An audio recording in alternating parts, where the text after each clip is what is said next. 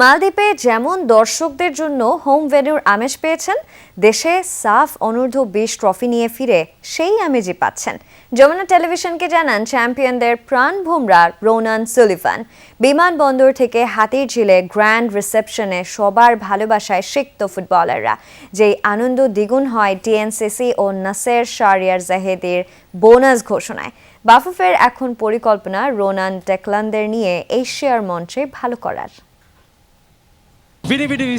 Like that. It was awesome. It was great to win in front of the fans. Felt like a home game, even though we were in the Maldives. It was awesome for them to show up. Thank you. Hatirjheel থেকে ছাদখোলা বাসে team হোটেলে ফিরেও থামে না উদযাপন। Cake কেটে সাবজয়ীদের বরণ করে নেয় হোটেল কর্তৃপক্ষ।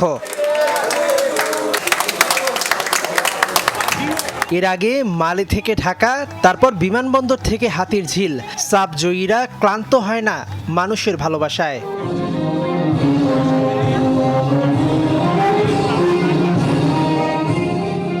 হাতিরঝিলের অ্যাম্ফি থিয়েটারে সমর্থকদের অপেক্ষা শেষ হয় রোনান ডেকলানদের আগমনে।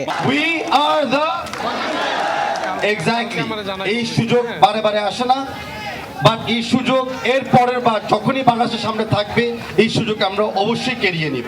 I also don't speak any Bangla, but I just wanted to reach and tell the fans how appreciative I am for all the support you've given me online and all the fans in the Maldives that showed up. It's really truly one of a kind.